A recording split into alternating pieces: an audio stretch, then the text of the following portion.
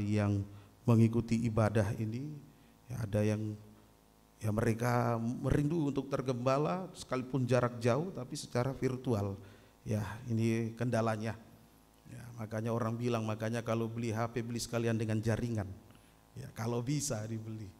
Ya, saya coba tanya-tanya kali ada Starlink di sini, ya belum juga. Ya, dan tolong mari kita lanjutkan lagi. Ya, kita ciptakan suasana harmonis di dalam persekutuan. Mulai dari dalam nikah, persekutuan yang terkecil dalam nikah. Dalam nikah.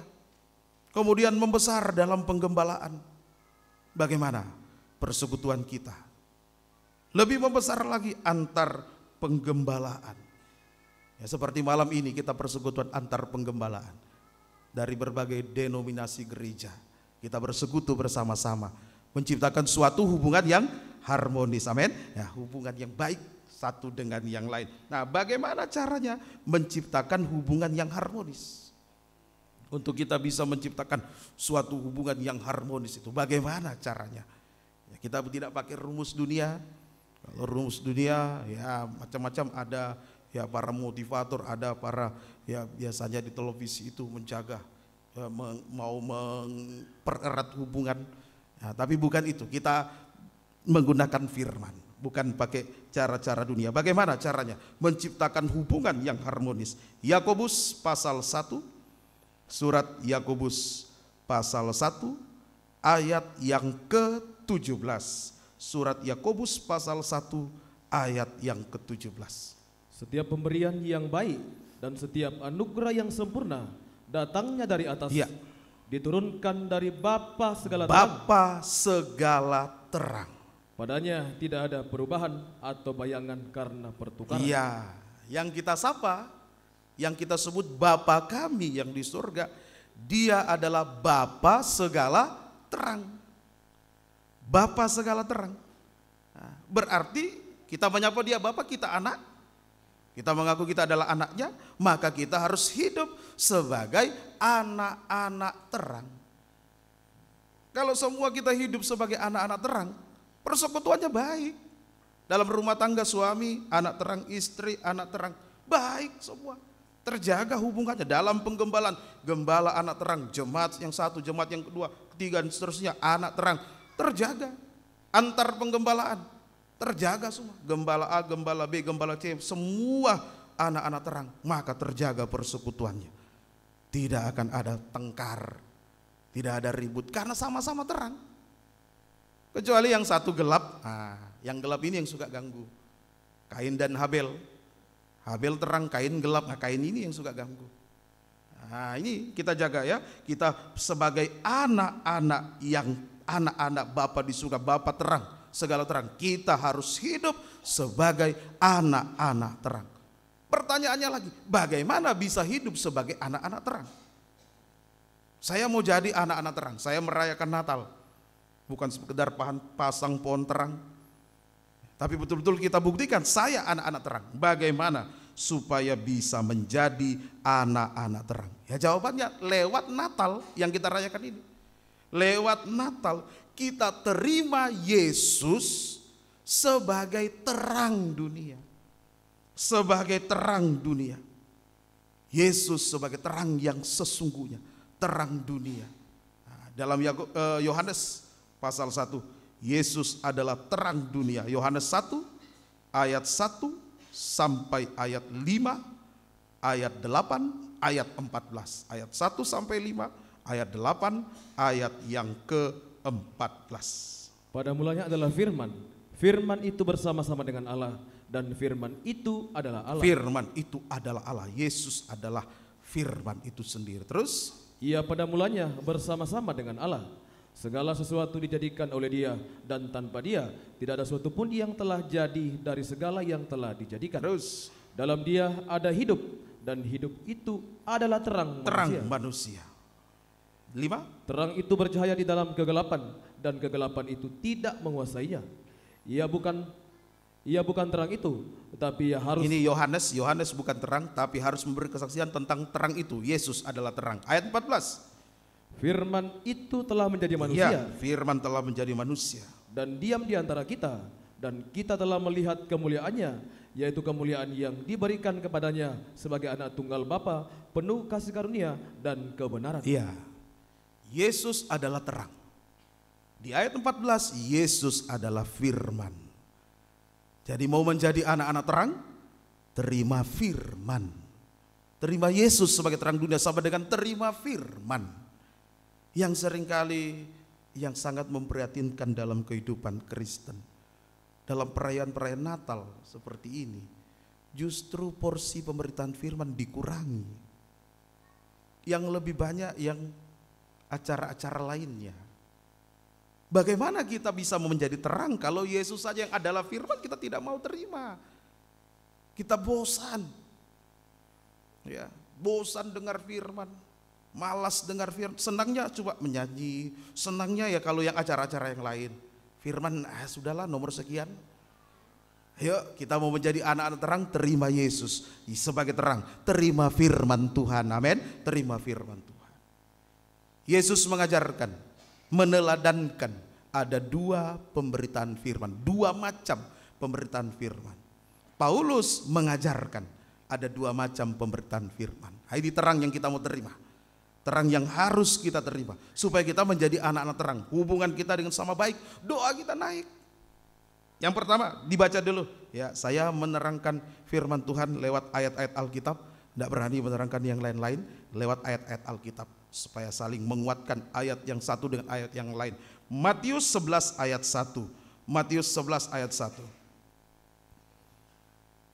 Setelah Yesus selesai berpesan kepada ke-12 muridnya, pergilah ia dari sana untuk mengajar dan memberitakan Injil di dalam kota-kota mereka. Ini ada dua pemberitaan firman yang Yesus teladankan.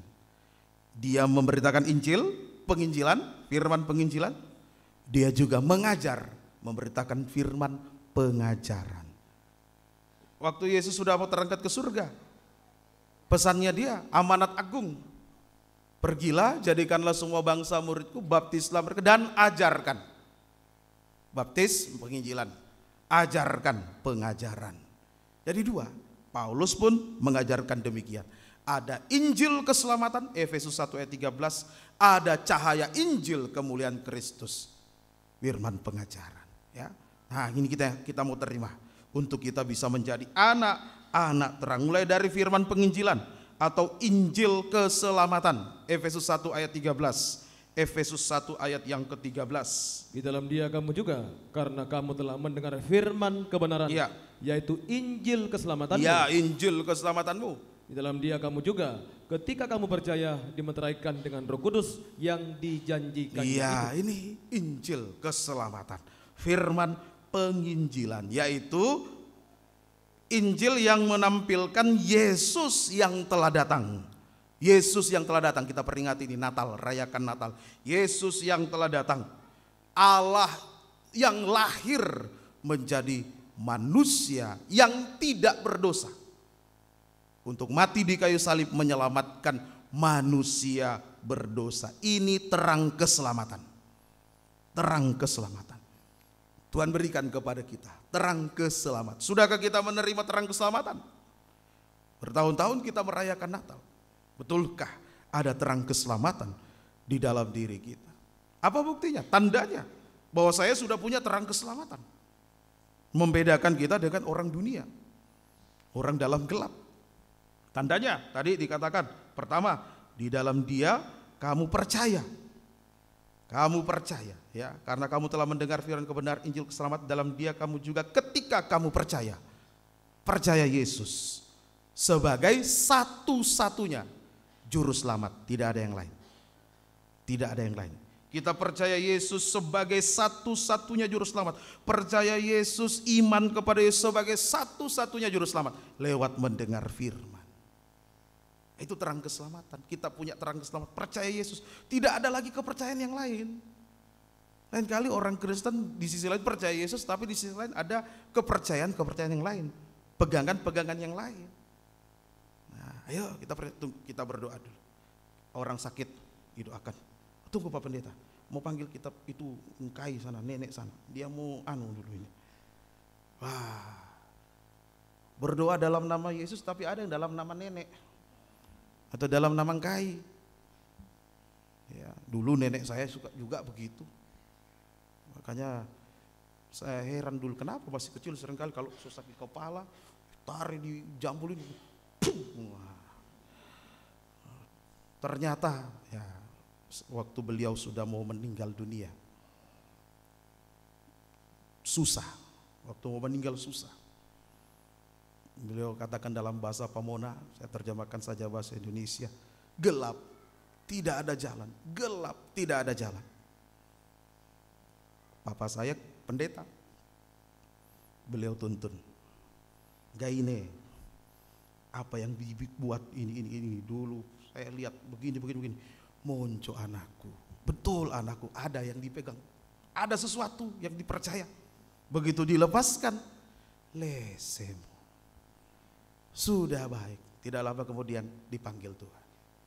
Nah, banyak orang Kristen seperti itu. Dulu ya saya agak lama dikaruniai buah nikah oleh Tuhan.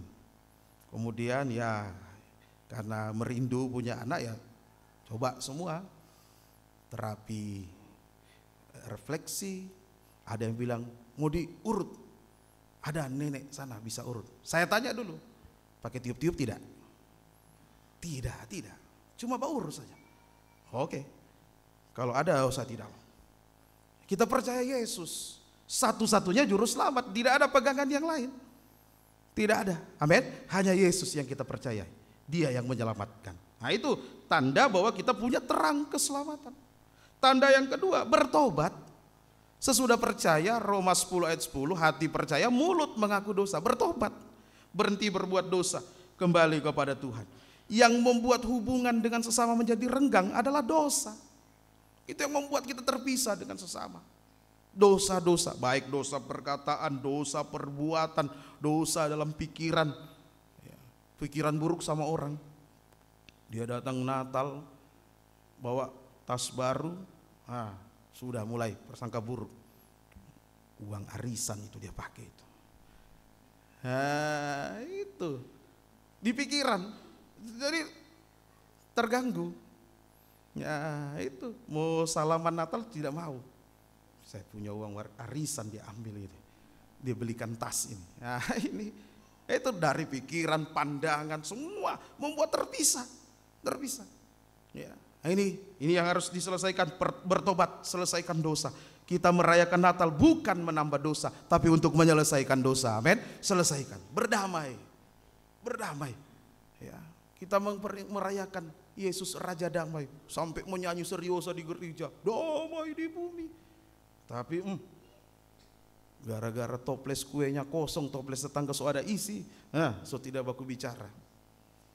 Nah ini Tuhan tolong. Kemudian yang ketiga, tanda ada terang keselamatan, lahir baru lewat baptisan air dan baptisan Roh Kudus, menghasilkan hidup baru, hidup surga. Nah kita dilahirkan dalam keluarga Allah. Saya lahir tahun 86, lahir dalam keluarga Legontu Robot. Setelah itu pada tahun saya lupa ya, masih SMP, lahir baru, lahir dalam keluarga Allah, sudah keluarga Allah ya. Nah lahir baru lewat baptisan air, baptisan Roh Kudus, menjadi anggota keluarga Allah. Apa itu anggota keluarga Allah? Yang memiliki jenis hidup surga. Apa jenis hidup surga? Benar. 2 Petrus 3 ayat 13, surga tempatnya kebenaran. Kebenaran ini yang mempersekutukan. Kalau ada yang tidak benar, renggang. 2 Petrus pasal 3 ayat 13. 2 Petrus 3 ayat 13. Tetapi sesuai dengan janjinya, kita menantikan langit yang baru dan bumi yang baru, di mana terdapat kebenaran. Di mana terdapat kebenaran. Surga, langit dan bumi yang baru, tempatnya kebenaran. Ayo kita berupaya semua benar. Nah ini yang membuat kita bisa menyatu. Ya, kita mohon kepada Tuhan, ketika ada yang tidak benar dipertahankan, itu yang membuat hubungan dengan sesama renggang. Rumah tangga, kalau ada yang tidak benar suami pertahankan, ada yang tidak benar istri pertahankan, membuat renggang. membuat renggang. Tuhan tolong kita ya. Sesudah kita menerima terang keselamatan harus meningkat. Pemberitaan firman ada dua macam. Yang kedua adalah pemberitaan firman pengajaran, terang kesucian. Nah, terang kesucian di dalam 2 Korintus 4 ayat 3 sampai 4. 2 Korintus 4 ayat 3 sampai ayat yang keempat. Jika Injil yang kami beritakan masih tertutup juga, Iya. maka ia tertutup untuk mereka yang akan binasa, yaitu orang-orang yang tidak percaya, yang pikirannya telah dibutakan oleh ilah zaman ini, sehingga mereka tidak melihat cahaya Injil tentang kemuliaan Kristus yang adalah gambaran Allah. Iya, ini cahaya Injil tentang kemuliaan Kristus. Ini terang kesucian dan terang kemuliaan. Terang kesucian dan terang kemuliaan. Ya, firman pengajaran adalah firman yang menampilkan, Injil yang menampilkan bahwa Yesus akan datang kembali sebagai Raja segala raja, sebagai mempelai pria surga. Tadi ayatnya sudah kita baca. Dalam kemuliaan, bukan lagi sebagai manusia di kandang domba hina, tapi dia datang sebagai Raja dalam kemuliaan, mempelai pria surga dalam kemuliaan. Untuk apa? Menyucikan orang-orang yang sudah selamat dan menyempurnakan orang-orang sudah selamat. Ya, sudah selamat, lanjutkan. Sesudah kita menerima berita keselamatan dalam Ibrani pasal 6, teruskanlah pada berita kesempurnaan. Ya, di Ibrani 6 ayat 1 itu kita menerima berita keselamatan, lanjutkan pada berita kesempurnaan. Itulah pengajaran. Kita baca Ibrani 6 ayat 1. Sebab itu marilah kita tinggalkan asas-asas pertama dari ajaran tentang Kristus dan beralih kepada perkembangannya yang perkembangan penuh. yang penuh. Terjemahan lamanya. Sebab itu Baiklah kita berhenti daripada menerangkan pengajaran Kristus yang mula-mula itu. Iya. Langsungkanlah kepada kesempurnaan. Ya, lanjutkan pada berita kesempurnaan. Lanjutkan ayat 1 terjemahan baru kembali. Janganlah kita meletakkan lagi dasar pertobatan. Ya, ini penginjilan, meletakkan dasar pertobatan. Dari perbuatan-perbuatan yang sia-sia dan dasar kepercayaan kepada Allah. Iya, terima kasih. Lanjutkan pada pengajaran yang benar. Pengajaran itu kebenaran yang memerdekakan. Pengajaran itu adalah kebenaran yang memerdekakan. Manusia sejak jatuh dalam dosa, manusia dikuasai, diikat oleh dosa. Dalam Roma 3:23, semua manusia telah berbuat dosa, diikat oleh dosa. Belum lagi diikat oleh pengaruh-pengaruh dunia ini. Sementara dunia ini sedang lenyap, kita diikat oleh dunia, berarti kita sedang lenyap bersama dunia. Belum lagi keinginan-keinginan daging kita, hawa nafsu daging ini yang begitu kuat mengikat. Nah, kita butuh kebenaran yang memerdekakan. Yesus anak Allah yang memerdekakan. Itulah terang kesucian, terang kemuliaan, firman pengajaran yang benar. Dalam Yohanes pasal yang ke-8 ayat 32 dan 33. Yohanes 8 ayat 32 dan 36 dan 36. Dan kamu akan mengetahui kebenaran. Kebenaran, ya. Dan kebenaran itu akan memerdekakan kamu, melepaskan kita dari dosa, melepaskan kita dari ikatan dunia, melepaskan kita dari ikatan daging kita sendiri. 36. Jadi apabila anak itu, Yesus itu memerdekakan kamu, kamu pun benar-benar merdeka. Puji Tuhan. Kita sebagai orang Kristen, sudahkah merdeka? Lepas dari segala ikatan? Lain kali merayakan Natal malah justru tambah terikat. Terikat dengan dosa. Terikat dengan perkara-perkara duniawi. Ayo kita lepas semua. Sehingga waktu Yesus datang, sangkakala terakhir dibunyikan, kita bisa terangkat ke awan-awan. Ada kelepasan. Sungguh-sungguh sudah terlepas dari segala ikatan. Kita butuh kebenaran yang memerdekakan. Pengajaran yang benar. Puji Tuhan, sikap kita terhadap pengajaran bagaimana? Terhadap firman Tuhan. Bagaimana sikap kita? Taat. Itu saja sikap yang Tuhan rindukan dari kita. Taat pada firman Tuhan. Taat. Taat itu kata kalau dibolak-balik tetap dibaca taat. Kita tulis tulisan biasa taat. Balik dari sana baca taat. Tulis dari atas ke bawah taat. Baca dari bawah ke atas tetap taat. Taat apapun kegoncangan yang dihadapi. Taat pada firman Tuhan. Lakukan firman. Kalau taat menghasilkan kesucian, dari kesucian timbullah kasih persaudaraan yang tulus ikhlas. Nah, tidak akan ada pertengkaran. Suami taat, istri taat, gembala taat, jemaat satu, jemaat dua taat. Ada kesucian, pasti timbul kasih persaudaraan yang tulus ikhlas. Dalam 1 Petrus 1 ayat 22. Ya, bacalah 1 Petrus 1 ayat 22. Karena kamu telah menyucikan dirimu. Ya, kamu telah menyucikan dirimu oleh ketaatan kepada kebenaran, sehingga kamu dapat mengamalkan kasih persaudaraan yang tulus ikhlas. Kasih yang tulus ikhlas. Hendaklah kamu bersungguh-sungguh saling mengasihi dengan segenap hatimu. Dari ketaatan semuanya. Taat pada firman, kita disucikan, timbul kasih. Kasih yang tulus ikhlas. Ya, omong kosong kalau ada orang pacaran, aku mengasihimu tapi minta yang tidak baik. Bukan kasih itu. Kasih yang benar itu dari kesucian. Kesucian dari ketaatan. Amin. Dari firman Tuhan. Manusia kita ini manusia daging tidak punya kasih. Kita ini tidak punya kasih. Roma 3 ayat 23, telah kehilangan kemuliaan Allah, telah kehilangan kasih Allah, tidak ada kasihnya. Yang ada hanya emosi, ambisi dan lain-lain. Tapi lewat Natal, Yesus wujud kasih Allah. Dia adalah kasih Allah yang lahir menjadi sama dengan kita manusia. Ya, supaya kita mengalami penyucian, pembaharuan. Kita bisa mengamalkan kasih persaudaraan yang tulus ikhlas. Puji Tuhan. Apa yang mau disucikan? Ya, malam ini kita raba periksa masing-masing. Apa yang harus disucikan dari pribadi saya, dari diriku ini. Hari yang pertama yang harus disucikan di dalam 1 Korintus 5 ayat 11. Kalau ini ada tidak bisa bersekutu. Kalau tidak disucikan tidak bisa menyatu. Mau dipaksakan bagaimana tidak bisa menyatu.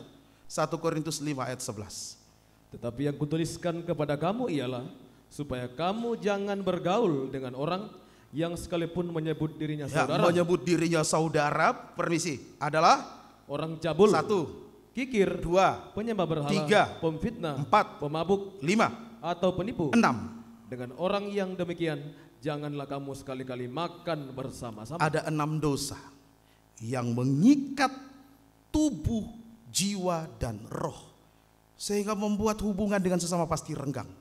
Bahkan hubungan dengan Tuhan bisa renggang dan terputus. 6 dosa ini yang harus disucikan. Kalau tidak, sampai kapanpun kita tidak akan pernah bisa satu. Tidak akan pernah bisa satu. Biar kita mengatakan ku cinta keluarga Allah, menyanyi, bukan keluarga Allah kalau masih ada ini. Harus disucikan. Mulai dari dosa yang mengikat tubuh, cabul dan pemabuk, permisi, dosa kawin mengawinkan dan dosa makan minum. Ini yang membuat sulit untuk bisa menyatu. Kalau masih ada ini. Tuhan tolong, manusia ini sejak jatuh dalam dosa tidak pernah puas soal makan minum. Dulu manusia diciptakan makan apa? Buah-buahan. Tapi begitu jatuh dalam dosa, semua pohon, bagian pohon itu dimakan. Daunnya dimakan. Batangnya dimakan. Akarnya dimakan. Tidak puas. Makan yang bergerak, kaki 4, kaki panjang, kaki pendek. Ekor panjang, ekor pendek, yang di air dimakan. Tidak puas, makan yang racun, yang hanya membuat tubuh ini binasa. Nah, itu manusia tidak pernah puas soal makan minum. Kalau sudah tidak puas soal makan minum, pasti tidak puas dalam nikah. Hubungan nikahnya terganggu. Nah, kena dosa kawin mengawinkan. Itu dosa yang ada dari zaman Nuh, Kejadian 6. Alkitab mengatakan dalam Injil Lukas, apa yang terjadi di zaman Nuh terjadi kembali di akhir zaman. Wah, manusia, betapa manusia itu dikuasai oleh dosa. Tubuhnya diikat oleh dosa. Dosa makan minum, dosa kawin mengawinkan, permisi, dosa seks dengan berbagai macam bentuknya. Ya, itu yang terjadi. Ya, itu yang harus disucikan. Dosa yang mengikat tubuh, kemudian dosa yang mengikat jiwa. Kikir, pemfitnah, penipu. kikir, tidak bisa memberi untuk pekerjaan Tuhan, untuk sesama yang membutuhkan, dan pemfitnah, ya, penipu, dusta. Itu jadi karakter, mengikat jiwa, menjadi karakter. Dusta, contoh saja dusta. Ya, saya rasa kita semua pasti pernah melakukannya. Kalau permisi lewat, permisi air panas mau lewat. Padahal tidak ada bawa air panas. Betul tidak? Mau coba be. Ya, begitu yang kita lakukan. Otomatis anak sulit makan, makan. Kalau tidak om kumis di luar mau makan. Di luar tidak ada om kumis. Ya. Dan kalaupun ada om kumis tidak mau makan makanan bayi. Nah itu dah mengikat, menjadi karakter. Mari makan, sudah makan. Romo ngina mangkoni, yaku romo mangkoni, sudah sok kenyang. Sudah kenyang. Begitu disajikan di meja, sate disajikan di meja RW. Tama, jamu ini ditongena. Apa ulang dibilang tadi? Itu terikat, dosa mengikat. Kemudian yang mengikat roh, penyembahan berhala. Apa itu penyembahan berhala? Efesus 5 ayat 5. Efesus 5 ayat 5. Efesus pasal yang kelima ayat 5. Karena ingatlah ini baik-baik, tidak ada orang sundal, orang cemar atau orang serakah, artinya penyembah berhala. Iya, sampai situ. Penyembah berhala itu serakah, merampas miliknya orang, merampas miliknya Tuhan. Perpuluhan, persembahan khusus, doa penyembahan itu milik Tuhan semua, dirampas. Waktu untuk Tuhan ibadah dirampas. Yesus berkata kepada Petrus, Simon, tidak sanggupkah engkau berjaga-jaga denganku 1 jam saja? Tuhan cuma minta Petrus berdoa, berjaga-jaga, menyembah 1 jam. Tapi seringkali susah. 1 hari berapa jam? 24 jam. Tuhan cuma minta 1 jam, tapi kadang kala susah. Apalagi 2 jam, 3 jam. Tapi kalau nonton timnas, nonton bola 90 menit belum cukup, babak tambahan. Belum cukup adu penalti. Belum cukup nonton tawurannya lagi. Ya itu. Kalau untuk Tuhan 1 jam saja susah, minta ampun. Ya, apalagi mau diajak ibadah dalam seminggu berapa kali. Aduh. Nah, Tuhan tolong kita, ayo waktu untuk Tuhan kita berikan. Semua yang Tuhan berikan kepada kita, berkat-berkat yang Tuhan berikan kepada kita, di dalamnya ada miliknya Tuhan yang harus kita kembalikan. Ya, puji Tuhan. Ini yang pertama yang harus disucikan, dosa yang mengikat tubuh, jiwa, roh. Kemudian yang kedua yang harus disucikan, seringkali menimbulkan perpecahan, menimbulkan godaan, ajaran-ajaran palsu. Roma 16 ayat 17. Roma 16 ayat 17. Tetapi aku menasihatkan kamu saudara-saudara, supaya kamu waspada terhadap mereka yang bertentangan dengan pengajaran yang telah kamu terima, menimbulkan perpecahan dan godaan. Ya, ini ajaran palsu, menimbulkan perpecahan dan godaan. Sebab itu hindarilah mereka. Hindari bukan musuhi, disucikan dari ajaran-ajaran yang palsu. Apa itu ajaran palsu tadi? Yang bertentangan dengan pengajaran yang telah kita terima dari Yesus. Apa yang ditulis di Alkitab kalau sudah bertentangan ya sudah palsu itu. Nah, ini yang menimbulkan perpecahan, menimbulkan godaan. Puji Tuhan, biar semua disucikan. Malam Natal ini dosa-dosa apapun yang mengikat disucikan. Ajaran-ajaran yang bertentangan dengan pengajarannya Yesus yang tidak ada dalam Alkitab biar disucikan. Kita dilepaskan sehingga tadi 1 Petrus 1 ayat 22, timbullah kasih persaudaraan. Bisa saling mengasihi. Malam Natal ini untuk saling mengasihi. Tapi bukan cuma Natal, seterusnya saling mengasihi. Amin. Saling mengasihi. Apa itu saling mengasihi? Saya sudah saling mengasihi dengan sesama saya atau belum?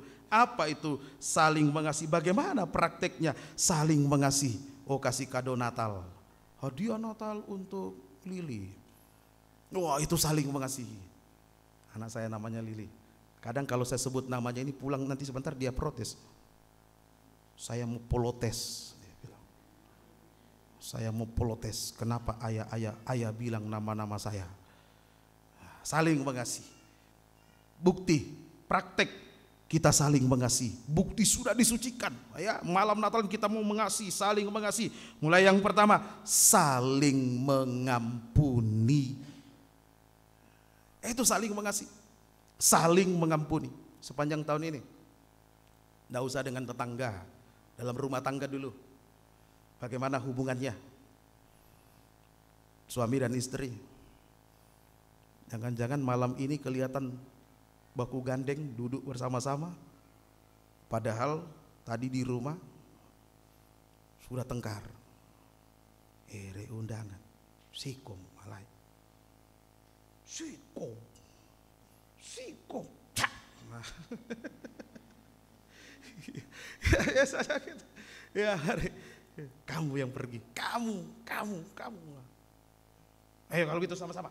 Tapi muka sudah tidak lurus. Nah, mari kita belajar ya, saling mengampuni.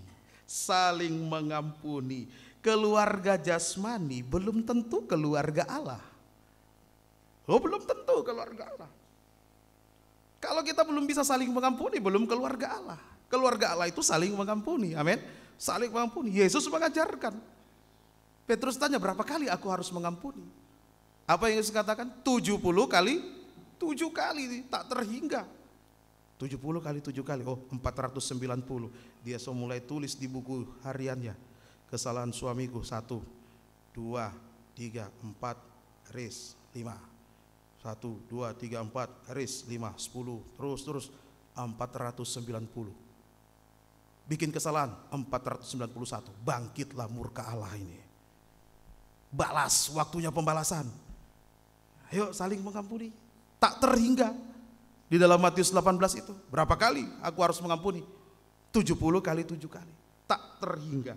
Kita memberikan pengampunan sampai tak terbatas. Tanpa pengampunan, sampai kapanpun kita tidak bisa bersekutu. Sampai kapanpun kita tidak bisa bersekutu. Tidak bisa menyatu. Persekutuan nikah 2 orang, suami istri. Kalau 2 orang saja tidak bisa saling mengampuni, bagaimana mau yang lebih besar? Mau dalam penggembalaan, mau antar penggembalaan, 2 orang saja tidak bisa saling mengampuni. Saya pernah dengan istri tengkar hebat. Lalu Tuhan ingatkan, kamu mau khotbah apa? Kamu mau sampaikan apa sama jemaat? Istri di kamar, saya di luar. Untung masih satu rumah. Tidak mau keluar di tempat lain. Tidak belajar saling mengampuni. Lalu saya menyembah. Tuhan dorong saya untuk bisa menyembah. Disitulah saya minta ampun sama Tuhan. Selesai penyembahan saya berdiri sambil setengah lompat. Saya tidak mau kalah. Saya lompat gitu. Saya tidak mau kalah sama setan. Itu saya baca Alkitab, baca firman, ya, terdengar langkah kaki. Tik tik tik tik tik. Lalu terjadilah saling mengampuni, saling memaafkan. Selesai. Kalau tidak mau apa? Saya mau tinggalkan pelayanan waktu itu. Saya mau khotbah apa? Saya mau tinggalkan pelayanan. Saya sudah mau serahkan pelayanan kepada mentor saya, pembimbing saya, almarhum Papa. Itu adalah orang tua kandung, orang tua rohani saya juga. Saya mau serahkan. Saya sudah tidak bisa melayani kalau begini. Apa? Mau khotbah apa? Kalau dengan istri geger, dengan istri tengkar. Lalu Tuhan tolong kami bisa berdamai, saling mengampuni. Jadi sekali lagi, menikah itu persekutuan 2 orang. Itu saja tidak bisa. Saya sering nasihati kaum muda, kalau mau menikah, berapa tabunganmu? Maksud Om, tabungan apa? Berapa tabunganmu? Bingung dia. Bukan yang itu yang di bank, saya bilang. Tabung banyak-banyak pengampunan. Pengampunan, masuk nikah, masuk masalah. Diri sendiri kita banyak masalah. Menikah, bertambah masalahnya. Kalau tidak ada pengampunan, wah mau jadi apa itu? Neraka mini nikah itu. Ya, saya dengan istri beda suku. Saya Pamona, dia Jawa. Dari tutur kata saja pasti sudah beda. Kalau orang di sini, begitu kan? Kalau perlu tunjuk pakai kaki. Kalau dia lain, orang Jawa. Nah, kalau tidak ada saling mengampuni, mau jadi apa? Saya pikir karena dia orang Jawa, saya mau kerasi sedikit ini. Siapa tahu takut nih. Saya kerasi, ya keras juga, keras balik. Ya itu. Akhirnya saya di luar, dia di kamar. Sama-sama keras. Saya keras, dia juga keras. Waduh, tidak jadi apa-apa kalau begini. Ya, akhirnya Tuhan tolong ya lewat pekerjaan firman Roh Kudus, dorongan Roh Kudus, bisa saling mengampuni. Itu yang pertama. Yang kedua, saling menerima. Ya. Ada yang punya kelebihan. Setiap orang itu punya kelebihan, pasti juga ada kekurangannya. Pasti ada kekurangannya. Bisa tidak saling menerima? Roma pasal 14. Ini pelajaran dari Rasul Paulus. Roma 14 ayat 1 sampai 4. Kemudian ayat yang ke-8. Roma 14 ayat 1 sampai 4 dan ayat 8 perikopnya. Jangan menghakimi saudaramu. Iya, jangan menghakimi saudaramu. Nah, ini seringkali kita tidak bisa menerima, malah saling menghakimi. Bukan saling menerima, tapi saling menghakimi. Terus, terimalah orang yang lemah imannya. Ya, terimalah orang yang lemah imannya tanpa mempercakapkan pendapatnya. Yang seorang yakin bahwa ia boleh makan segala jenis makanan, tetapi orang yang lemah imannya hanya makan sayur-sayuran saja. Siapa yang makan, janganlah menghina orang yang tidak makan.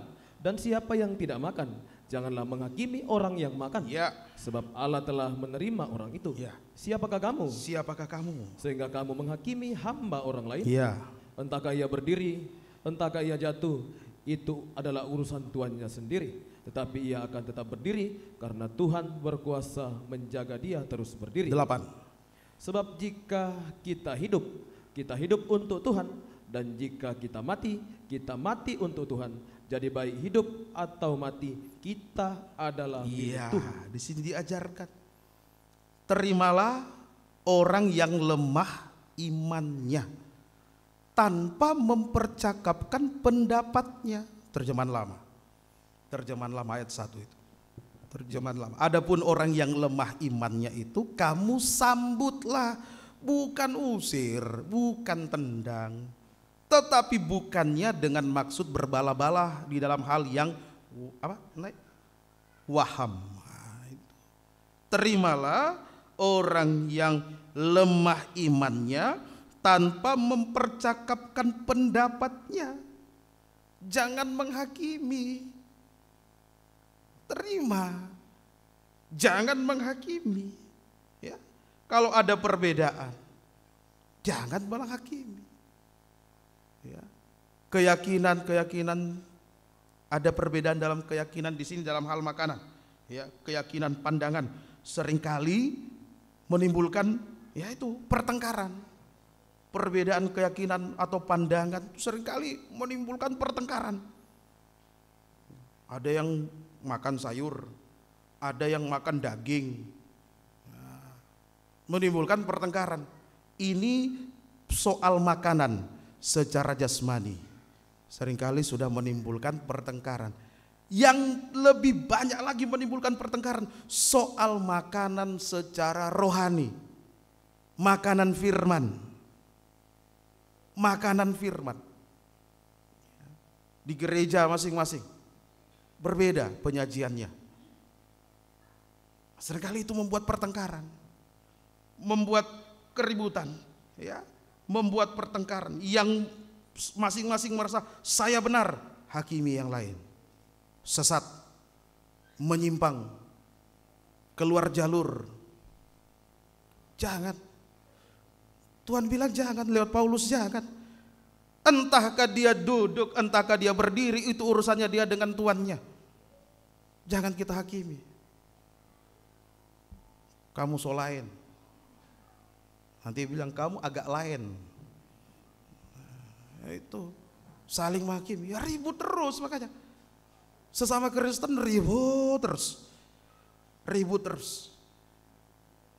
Tuhan tolong, kalau kita yakini itu benar, pengajaran kita benar, tunjukkan buahnya. Gak usah ribut, gak usah bertengkar. Saya benar, dia salah, tunjukkanlah buahnya, tunjukkan. Ayo tunjukkan.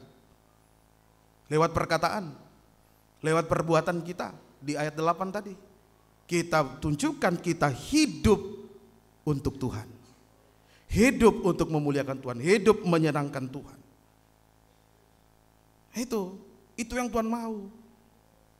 Bukan kamu begini, saya sedih sampai dikatakan sudah ini sudah itulah. Aduh, tunjukkan. Tuhan katakan tunjukkan, praktekkan, buktikan kita hidup dari Tuhan, kita hidup untuk Tuhan, bukan untuk saling menghakimi. Amin. Soal makanan rohani, makanan itu juga bicara pelayanan. Dalam kitab Imamat, melayani, mempersembahkan makanan, itu soal pelayanan. Jadi pelayanan caranya begitu, tidak usah kita hakimi. Dia caranya begitu, sudah dah, urusannya dia dengan majikannya, dengan tuannya. Ya kita urus pelayanan kita masing-masing, urus pelayanan masing-masing, bukan urus pelayanannya orang. Mau dia duduk, dia berdiri, urusannya dia dengan majikannya. Mau dia jungkir balik, dia urusannya dia dengan tuannya. Saya begitu, saya urus saja pelayan. Tuhan percayakan berapa yang harus saya layani, itu yang saya urus. Tunjukkan kebenaran, bukan sibuk mengurus yang lain. Kamu menyimpang, kamu sesat, makananmu ini, wah, tidak usah makananmu makanan basi, ini makananku makanan fresh from the oven. Wah, tidak usah ya. Tidak usah, urus pelayanan masing-masing. Kalau kita benar, tunjukkan buktinya, tunjukkan buahnya, yang bisa dilihat orang. Oh, pelayanannya betul. Oh, apa yang diajarkan benar. Pendeta itu dia khotbah A, dia lakukan A, benar. Sudah itu saja. Kita memuliakan Tuhan, menyenangkan Tuhan. Dalam Ibrani menghasilkan buah-buah. Ibrani pasal 13, tunjukkan kita buktinya. Kita hanya menunjukkan bukti saja, tidak usah saling berbalah-balah, tadi dikatakan berbantah-bantahan. Ibrani pasal yang ke-13, tunjukkan buah ucapan bibir, ayat 15. Buah bibir dulu, buah ucapan bibir, ayat 15. Sebab itu marilah kita oleh Dia senantiasa mempersembahkan korban syukur kepada Allah, yaitu ucapan bibir yang memuliakan Allah. Ada buah ucapan bibir, terjemahan lama. Terjemahan lama, sebab itu dengan jalan Yesus itu hendaklah kita senantiasa mempersembahkan kepada Allah korban puji-pujian, yaitu buah-buahan bibir mulut yang mengaku namanya. Ada buah ucapan bibir, perkataan-perkataan yang berkenan kepada Tuhan, perkataan yang membangun, bukan melemahkan. Efesus 4 ayat 29, hendaklah jangan keluar perkataan kotor dari mulutmu, tapi perkataan yang membangun, sehingga orang yang mendengar beroleh kasih karunia. Baru buah perbuatan baik, ayat 16, dan janganlah kamu lupa berbuat baik, dan seterusnya. Ada buah perbuatan baik, tunjukkan buah perbuatan baik. Tidak membalas kejahatan dengan kejahatan, tapi membalas kejahatan dengan kebaikan. Itu tunjukkan. Yang kita lakukan untuk sesama hanya berbuat baik. Itu ada buah. Tidak usah saya benar kamu tidak, tapi bilang benar tidak berbuat baik. Nah, bagaimana ini? Benar dari mana ini? Benar sakiti orang, benar mulutnya ada terkontrol. Nah, baru buah ketaatan, ayat 17. Taat pada firman Tuhan, taat pada gembala, taat pada, kalau kami hamba Tuhan, taat kepada pendahulu. Itu tunjukkan buahnya. Saya dibina oleh siapa? Hamba Tuhan yang membina saya sampai saya jadi hamba Tuhan sekarang ini. Taati, bukan malah dilawan. Tunjukkan buahnya. Ya, Tuhan tolong. Dalam 2 Timotius 3, dosa yang menonjol di akhir zaman, salah satu dosa tidak tahu berterima kasih. Dari kayu gelondongan dibentuk oleh seseorang jadi papan yang bisa dipakai, lalu mau melawan yang pembentuknya, pembinanya. Ayo, buah ketaatan, tunjukkan buah. Tidak usah bilang saya benar, kamu salah, kamu menyimpang, kamu sesat. Buahnya, buahnya. Orang Jakarta bilang buahnya dong. Mana buahnya? Ya, ini harus ada buah-buah yang berkenan kepada Tuhan. Itu saling menerima. Kemudian yang ketiga, saling menghargai. Ayo saling menghargai kita. Filipi 2 ayat 3, saling menghargai. Filipi 2 ayat 3. Dengan tidak mencari kepentingan sendiri atau puji-pujian yang sia-sia. Sebaliknya hendaklah dengan rendah hati yang seorang menganggap yang lain lebih utama daripada dirinya ini sendiri. Saling menghargai, menganggap yang lain lebih utama, bukan saya yang lebih utama dari yang lain. Saling menghargai. Puji Tuhan. Ya, dulu alat-alat tabernakel itu dipikul. Ya, saling menghargai. Coba kalau waktu memikul, yang satu angkat begini, yang pendek setengah mati, tidak jadi. Saling menghargai. Ya, jangankan pertengkaran, jangankan perpisahan, pertengkaran pun tidak akan terjadi kalau kita saling menghargai. Kami hamba Tuhan yang muda, hargai hamba Tuhan yang lebih dulu melayani. Hargai, saling menghargai. Ya, masing-masing di pemakaian Tuhan berbeda-beda kepada setiap orang. Saling menghargai, bukan saling menghina, saling mengentengkan, saling menjatuhkan dan seterusnya. Ya, kemudian saling memperhatikan, itu yang keempat. Ini saling mengasihi, saling memperhatikan. Filipi 2 ayat 4. Filipi 2 ayat 4. Dan janganlah tiap-tiap orang hanya memperhatikan kepentingannya sendiri, tetapi kepentingan orang lain juga. Saling memperhatikan, jangan egois. Jangan egois. Dalam surat Roma, yang kuat menanggung yang lemah. Yesus saja tidak mencari kepentingannya sendiri, tapi dia rela tanggalkan semuanya. Dia datang ke dunia untuk mati. Mati di kayu salib menyelamatkan manusia berdosa. Kalau kita renungkan apa yang Yesus lakukan, dia datang ke dunia untuk saya manusia berdosa. Dia mati untuk saya manusia berdosa. Dia bangkit untuk kita, untuk saya, kita manusia berdosa. Dia naik ke surga untuk kita juga, siapkan tempat di surga. Dia datang kembali juga untuk kita, mau menjemput kita, membawa kita ke tempat yang dia sudah siapkan. Nah, kita teladani Yesus merayakan Natal. Dia tidak mempertahankan kepentingannya sendiri, dia tanggalkan semuanya. Kita pun demikian. Kita lakukan semua untuk kepentingan tubuh Kristus. Amin. Saling memperhatikan. Puji Tuhan. Ya. Kemudian yang kelima, saling menolong. Galatia 6 ayat yang kedua. Galatia 6 ayat yang kedua, saling menolong. Bertolong-tolonganlah menanggung bebanmu, demikianlah kamu memenuhi hukum Kristus. Ya. Saling menolong. Oh, yang kuat lah yang tolong-tolong yang lemah. Kami yang lemah-lemah ini tinggal menerima pertolongan. Tidak begitu. Tuhan bilang bertolong-tolonganlah, saling menolong. Di dalam suratan Timotius, permisi, Tuhan katakan lewat Rasul Paulus, janda yang benar-benar janda, itu yang didaftarkan. Yang bisa menolong. Loh, janda bisa menolong. Janda itu orang yang paling lemah, tapi bisa menolong. Kalau yang lemah bisa menolong, masa yang kuat tidak bisa menolong? Baca suratan Timotius, 1 Timotius 5 ayat 9 sampai 10. Mohon maaf ya, permisi pada ibu-ibu janda. Janda saja bisa menolong, masa yang kuat tidak bisa menolong? 1 Timotius 5 ayat 9 sampai 10. Yang didaftarkan sebagai janda hanyalah mereka yang tidak kurang dari 60 tahun, yang hanya satu kali bersuami. Iya. Dan yang terbukti telah melakukan pekerjaan yang baik, seperti mengasuh anak, memberi tumpangan, membasuh kaki saudara-saudara seiman. Perhatikan, menolong orang, menolong orang yang hidup dalam kesesakan. Pendeknya, mereka yang telah menggunakan segala kesempatan untuk berbuat baik. Hari saling mengasihi, saling menolong. Kita lihat ada yang membutuhkan tolong, membutuhkan secara jasmani, membutuhkan secara rohani. Dia mungkin secara jasmani punya segalanya, tapi rohaninya sedang terpuruk. Tolong dia, doakan, nasihati, ingatkan, bawa kepada Tuhan, dengar firman, saling menolong. Ya, itu praktek saling mengasihi. Yang keenam, saling menghormati. Nah, mulai saling menolong tadi dimulai dari mendoakan. Mulai dari mendoakan. Baru kita tolong lewat tenaga, tolong lewat harta dan sebagainya. Doakan dulu. Saling menolong. Mulai dari bisa mendoakan. Ada sesama yang membutuhkan, doakan. Baru tenaga kita, harta kita dan sebagainya yang bisa kita lakukan untuk menolong sesama yang membutuhkan. Baru yang keenam, saling menghormati, dimulai dari dalam rumah tangga. Kadangkala dalam rumah tangga tidak ada rasa saling hormat, tapi di dalam penggembalaan, wah kayak seperti rohani sekali, menghormati yang lain.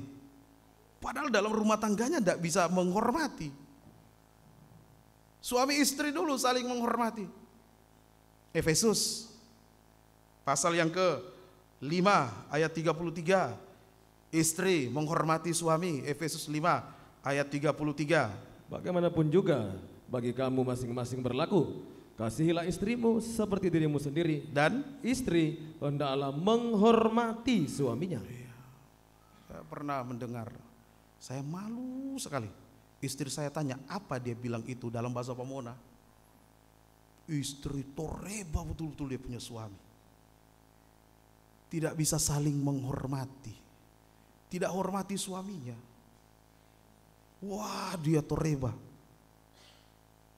Dia lawan suaminya dengan bahasa yang tidak baik. Saya mendengar, saya sudah, waduh. Istri saya bilang, apa itu dia bilang? Dia usah cari tahu bahasa yang tidak baik. Orang bilang sako asu tidak mau makan. Dikasih sama anjing-anjing tidak mau makan. Wah, bahasa tidak baik. Wah, bahasa seperti itu. Nah, ayo belajar. Istri-istri semua saling menghormati suaminya. Amin. Beremesono. Tidak ada yang jawab. Menghormati. Papi. Ini tahu sapi. Ya, itu saling menghormati. Kemudian suami di dalam 1 Petrus 3 ayat 7. Nah, ini kadang suami yang banyak kali tidak menghormati istri. Suami ini banyak kali tidak menghormati istri. 1 Petrus 3 ayat 7. Demikian juga kamu, hai suami-suami. Ya. Hiduplah bijaksana dengan istrimu. Hiduplah bijaksana dengan istrimu. Sebagai kaum yang lebih ya, lemah. Istri itu kaum yang lebih lemah. Oh tidak, istriku pemain Smackdown, kuat. Alkitab bilang istri itu wadah yang lemah. Terus hormatilah mereka sebagai teman ya, pewaris. Teman pewaris dari kasih karunia, yaitu kehidupan, supaya ya. Doamu jangan terhalang. Ayo kita hormati suami, jangan mentang-mentang dia kepala, dia yang cari nafkah. Wah, istri sudah diperlakukan sewenang-wenang. Tuhan tolong. Apalagi saya tidak bicara yang lain, mohon maaf, saya gembala, lalu tidak bisa menghormati istri saya. Saya sudah saksi, pernah masih melayani masih di Kampung Udang sana. Dulu disebut Kampung Udang, tapi selama saya tinggal sana tidak pernah udang saya lihat. Cuma namanya Kampung Udang. Ya, mau melayani. Dari Tentena, kami masih kontrak di Tentena. Mau datang melayani. Sebelum datang terjadi clash. Saya tidak mau tengkar, tetapi pelampiasannya di motor. Saya tidak peduli dia di belakang mau terjadi apa. Ya, kalau bisa sandar gas. Memang dia padahal ini pikul gitar. Ya kalau pikul gitar ya pasti otomatis terpan angin ya goyang-goyang. Tapi karena dasar ini tidak menghormati istri, saya gaskan. Pokoknya dia tinggal kuat pegang di belakang. Dia mau pegang saya juga dia rasa gimana. Jadi dia pegang di motor. Pokoknya sudah hantam saja. Nah, jalan waktu itu di Kampung Udang itu masih orang bilang aspal mangga, batu-batu mangga itu. Belum pengerasan seperti sekarang. Di situ dia sudah menangis. Karena tidak kurang kecepatan, memang wus, wus, wus. Tumangi muritaliku. Sudah menangis dia. Saya langsung sadar, saya mau khotbah, mau melayani jemaat. Istriku jemaat pertama, saya tidak hormati dia, saya sakiti dia. Sampai di tempat ibadah, masuk di kamar, saya peluk kakinya, saya minta ampun. Dan dalam khotbah saya minta ampun kepada jemaat. Mau khotbah apa kalau gembala tidak bisa menghormati istrinya sendiri? Seringkali bahasa kita terlalu kasar. Mohon maaf ya, biasa muncul sikosetu tengok. Lain kali ada DP ujung. Tengok A, tengok A, kok ibu jawab. Itu diucapkan. Waduh, istri sampai sudah, sebenarnya dia mungkin di depan dia kuat-kuatkan, padahal hatinya sudah hancur. Karena kita suami tidak bisa menghormati. Saya melihat istri saya melahirkan hampir mati 2 kali, dia melahirkan hampir mati. Sampai yang kedua harus ke Malang, Jawa Timur untuk operasi. Ya, lalu tidak dihormati. Ada yang menyebut saya ayah karena anak yang dilahirkan dari kandungan istri saya, bukan dari perempuan lain, dari istri saya. Kita disebut papa karena istri kita melahirkan anak-anak kita. Lalu kita tidak hormati dia sebagai tadi teman pewaris. Ya, biar malam Natal ini kita mau saling mengasihi, mulai dari dalam rumah tangga kita. Saling mengampuni, saling menerima, saling menghargai, saling memperhatikan, saling menolong, saling menghormati. Terakhir, saling melayani. Ayo saling melayani. Yesus datang, Markus 10:45, bukan untuk dilayani tapi untuk melayani. Markus 10 ayat 45. Karena anak manusia juga datang bukan untuk dilayani, ya, melainkan untuk melayani dan untuk memberikan nyawanya menjadi tebusan bagi banyak orang. Melayani itu berkorban, rela berkorban. Aduh Pak Gembala, saya mau melayani suami saya terlalu kasar, terlalu keras. Tuhan bilang, Yesus katakan, dia datang, dia memberikan nyawa. Kita melayani belum sampai korban nyawa. Memang tidak sedikit di televisi kita lihat ada suami bunuh istrinya, ya. Tapi saya yakin kalau kita sungguh-sungguh mau melakukan firman, Tuhan pasti bela. Tidak mungkin dibiarkan sampai kehilangan nyawa. Tuhan pasti bela. Melayani sampai rela berkorban. Aduh, mau melayani istri. Ini Natal ini dari bulan pokoknya sudah mulai bunyi sudah berber juga di rumah. Udah ribut terus.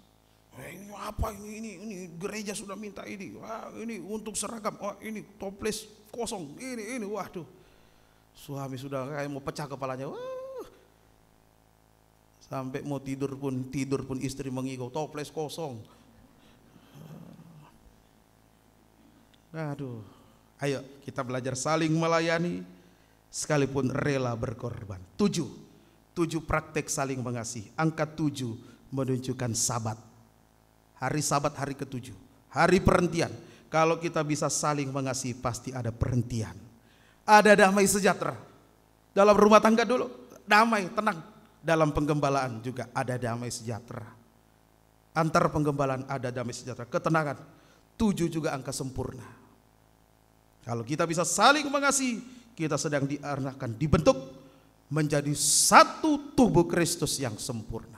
Untuk menyatu dengan Yesus sebagai kepala. Dia mau datang, dia kepala, dia mempelai pria, kita tubuh mempelai wanitanya. Masuk nikah yang rohani, bukan nikah jasmani, nikah yang rohani. Menyatu bersama Yesus selama-lamanya. Masuk pesta nikah anak domba, masuk kerajaan 1000 tahun damai, masuk kerajaan surga yang kekal, Yerusalem yang baru. Mari kita praktekkan. Kita mau belajar untuk saling mengasihi satu dengan yang lain, saling menghormati, saling mengampuni, saling menerima, saling menghargai, saling memperhatikan, menolong, menghormati, saling melayani. Ini yang Tuhan rindukan. Maka doa kita pasti naik, meningkat pada penyembahan yang diterima oleh Tuhan. Kerinduan kita untuk bisa satu, semua satu. Saya selalu berdoa untuk nikah saya, keluarga saya, jemaat disatukan semua, satu dalam satu tubuh. Doa saya selalu, Tuhan ingat kami waktu Engkau datang. Tidak ada yang tertinggal dan binasa. Tidak ada satupun yang tertinggal binasa, tapi sama-sama bersama keluarga menyambut Yesus di awan-awan waktu Dia datang kembali kedua kali. Amin. Dia sudah mau datang. Waktunya sudah di ambang pintu. Dia tidak akan menangguhkan lagi kedatangannya. Ayo praktekkanlah saling mengasihi untuk bisa menyatu. Tuhan Yesus memberkati kita sekalian. Mari kita mau datang kepada Tuhan. Kita mau berdoa kepada Tuhan. Kita nyanyikan. Ya, bagi yang sudah hafal, nyanyikan keras-keras. Yang lihat sambil belajar, 378 nyanyian rohani, satukan kami satu dalam kuasa-Mu, sebab kami bersaudara. Kita bangkit berdiri, 378, satukan kami.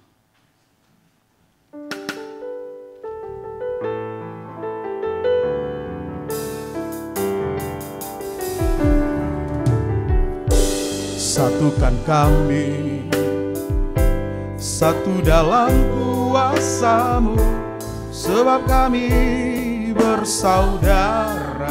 Haleluya. Biar kami satu, seperti Kau dan Bapa satu. Dunia lihat Kau dalam kami. Satukan kami,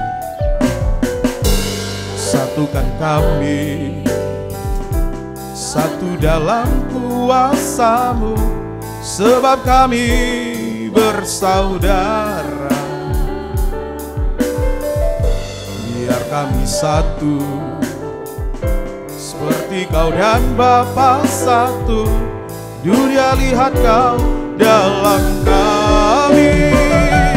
Jadikan kami sehati sepikir, biar kehendak-Mu jadi untuk menyatakan nama-Mu.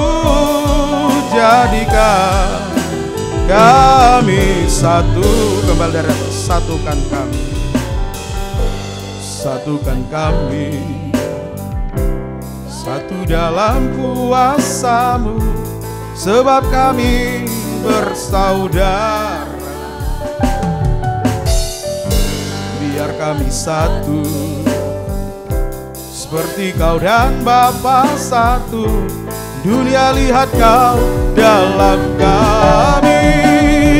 Jadikan kami sehati sepikir. Haleluya.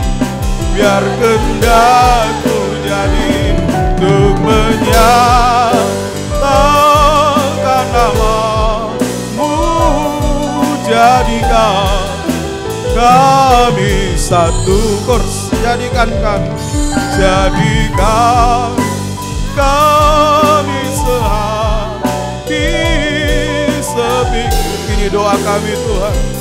Dan kehendak-Mu jadi untuk menyatakan nama-Mu. Jadikan lagi, jadikan kami, haleluya. Tuhan, jadikan kami satu. Biar di malam Natal ini, mulai dari keluarga kami bisa satu, nikah kami bisa satu, penggembalaan kami satu. Haleluya. Untuk menyatakan nama-Mu. Jadikan kami satu. Dengan perlahan-lahan, jadikan kami, jadikan kami satu. Kita mau menyambut Dia. Kedatangannya disambut dengan penyembahan. Bagaimana kita bisa menyembah Tuhan kalau kita belum bisa saling mengasihi? Haleluya. Mungkin malam ini ada rumah tangga yang sedang bermasalah. Lagi jadikan suami istri lagi bertengkar, bermasalah. Dua orang dulu kalau tidak bisa saling mengampuni, bagaimana bisa dalam penggembalaan? Haleluya. Tidak usah lihat kiri kanan. Ada suami yang mungkin kasar sama istri, atau istri tidak hormat kepada suami. Lagi dengan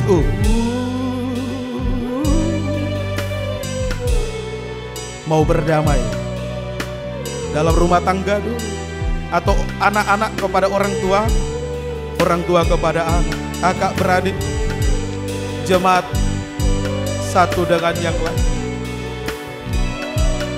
untuk bisa menyambut Yesus, dan kita bisa saling mengasihi lagi. Tidak usah malu, kita manfaatkan waktu yang Tuhan berikan. Haleluya, haleluya. Saya juga suami yang banyak kasar sama istri. Ampuni saya, istri saya ampuni. Haleluya, haleluya lagi. Kepada jemaat juga, baik jemaat Tonusu, Tentena, Dior, Palu, ampuni saya gembala yang masih seringkali keras, kasar. Haleluya, haleluya. Ada yang mau mengangkat dua tangan, kita menyembah Tuhan. Haleluya, haleluya, haleluya, haleluya, haleluya, haleluya, haleluya, haleluya, haleluya. Yesus, jadikan kami satu. Haleluya, haleluya, haleluya, haleluya, haleluya. Kami menyembah-Mu.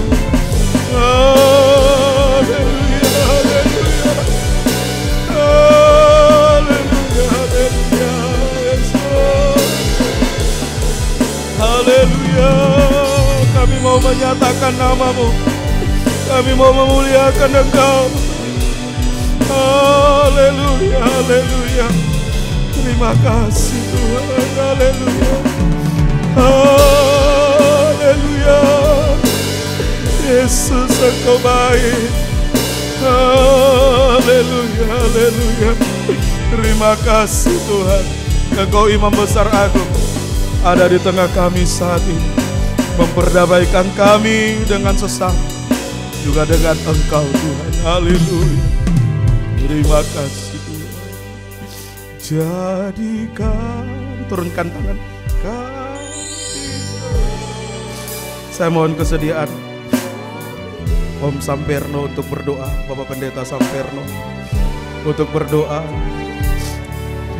menyatakan nama.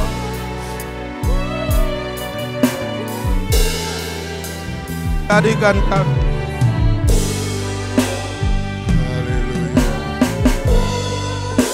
Haleluya Tuhan, terima kasih Tuhan. Haleluya,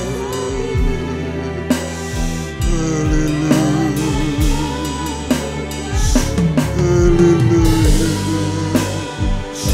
Hanya kekuatan firman-Mu Tuhan, hanya kekuatan firman pengajaran-Mu Tuhan, yang dapat membuat hati kami menjadi suci, untuk membuat hati kami ada kasih Allah Tritunggal, untuk kami bisa saling merendahkan diri Tuhan. Kami memandang pada korban-Mu di Golgota.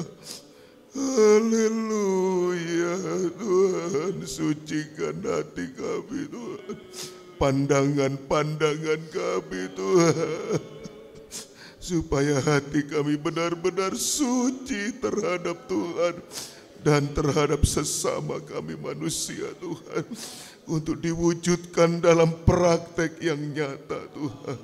Terima kasih Natal yang berbahagia. Haleluya. Raja Yesus,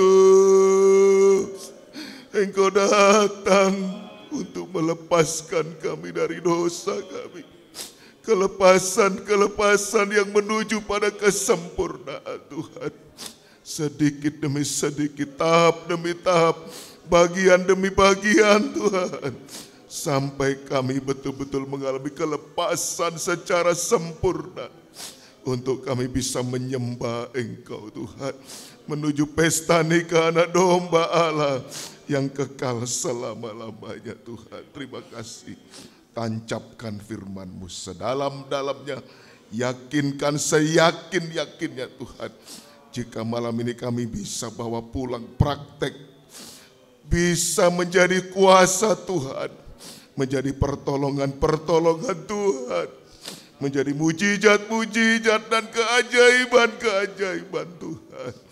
Dalam persekutuan nikah, persekutuan penggembalaan Tuhan. Juga persekutuan antar penggembalaan. Yesus, kedatangan-Mu kedua kali sudah dekat Tuhan. Mohon kemurahan-Mu Tuhan. Israel jasmani telah hampir menyatu untuk menerima Engkau sebagai satu-satunya Tuhan dan Juru Selamat Tuhan. Sementara kami bangsa kafir mestinya harus lebih sungguh-sungguh Tuhan. Untuk dapat memandang pada rencana Allah. Terima kasih Tuhan. Firman-Mu telah mencelikkan mata batin kami. Memandang persekutuan yang lebih besar hari-hari ini Tuhan. Untuk tidak melihat segala cacat celah kekurangan kami. Tidak menghakimi satu dengan yang lain. Tapi memandang kepada kuasa firman-Mu Tuhan. Terima kasih. Terima kasih Tuhan. Kami percaya Tuhan sudah menolong kami. Kami pulang betul-betul merasakan janji Tuhan. Mujizat dan kuasa keajaiban menjadi milik kami semua Tuhan. Terima kasih. Dalam nama Tuhan Yesus Kristus kami naikkan doa syukur ini. Haleluya. Amin.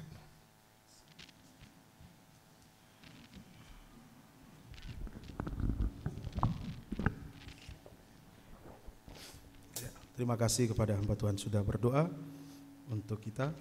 Kita akan menyanyikan nyanyian Malam Kudus sambil lampunya dipadamkan.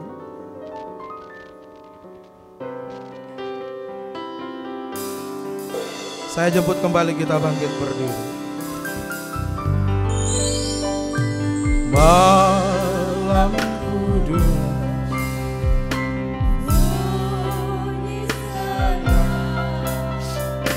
siapa yang belum lewat, ayah bunda yang tinggallah terus, jaga anak yang maha kudus.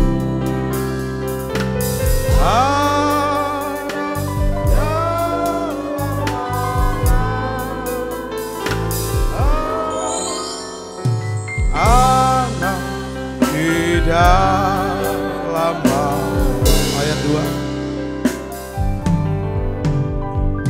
Hai, lihatlah di Efrata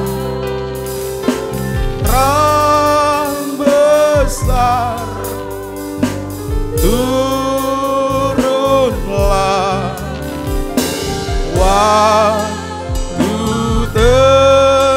surga wimega, puji Allah sebab nikmatnya. Ingat dunia yang gelap, ingatlah dunia yang karena salah, karena salah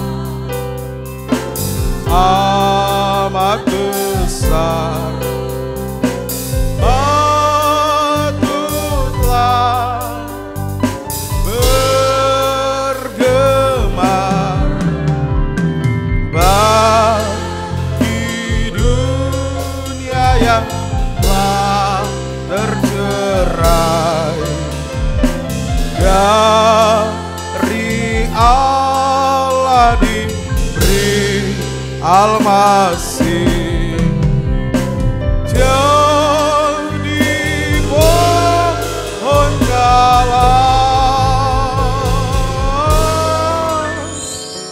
jadilah pohon galas. Kita tetap tinggal berdiri, lampu ini menyala. Tetap tinggal berdiri, kita tamatkan ibadah kita.